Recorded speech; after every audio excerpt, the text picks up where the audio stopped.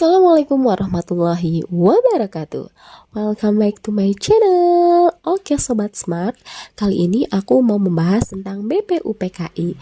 BPUPKI ini sering sekali keluar dalam ujian CPNS, yaitu di tes wawasan kebangsaan. Langsung saja ya kita bahas. BPUPKI ini merupakan badan penyelidik usaha-usaha persiapan kemerdekaan Indonesia. Dalam bahasa Jepang, organisasi ini bernama Dokuritsu Junbi Kosakai. Tanggal 1 Maret tahun 1945 diumumkan akan dibentuknya BPUPKI oleh Jenderal Kumakichi Harada. Namun, BPUPKI ini resmi dibentuk pada tanggal 29 April tahun 1945, yaitu bertepatan dengan hari ulang tahun Kaisar Hirohito. Tujuan dibentuknya BPUPKI ini adalah menyelidiki persiapan kemerdekaan, yaitu Indonesia diberi janji kemerdekaan oleh pemerintah militer Jepang setelah kemenangan Jepang dalam Perang Asia Timur Raya. Kalian masih ingat ya, Perang Asia Timur Raya adalah bagian dari Perang Dunia Kedua antara Jepang dan Amerika. Ketua dari BPUPKI ini adalah Rajiman Widyodiningrat dengan wakil RP Suroso dan Ichibangse Yoshio dari kebangsaan Jepang. Anggotanya berjumlah 67 orang, terdiri dari 60 orang Indonesia dan 7 orang Jepang tanpa hak suara. Sidang pertama dimulai tanggal 28 Mei. Namun secara resmi, sidang pertama dimulai tanggal 29 Mei sampai dengan 1 Juni tahun 1945. Sidang pertama ini bertempat di Gedung Chow Sang-in atau sekarang dikenal dengan Gedung Pancasila. Sidang yang pertama membahas tentang bentuk, filsafat, dan dasar negara. Dalam sidang ini ada 3 tokoh yang mempunyai kesempatan berbicara mengenai dasar negara Indonesia. Yang pertama adalah Muhammad Yamin pada tanggal 29 Mei tahun 1945.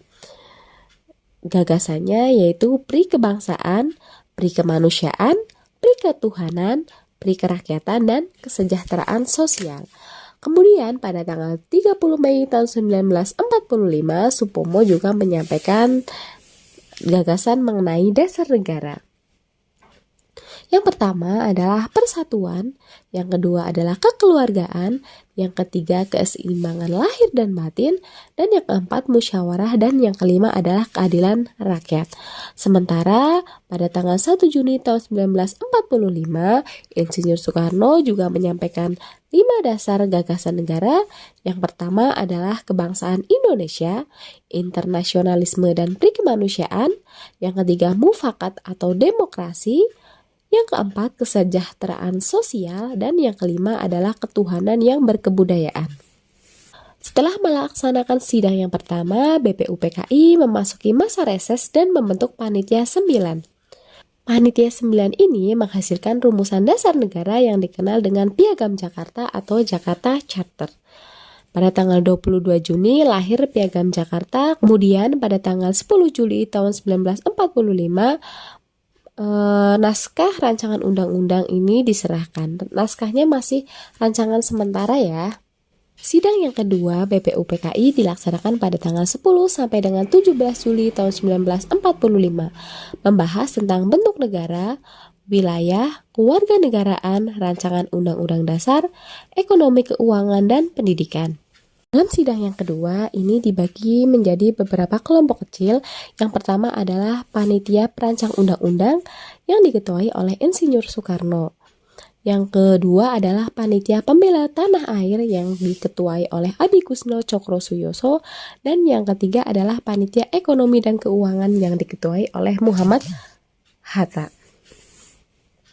Kemudian pada tanggal 7 Agustus BPUPKI resmi dibubarkan dan digantikan oleh PPKI, Dokuritsu Junbi Inkai.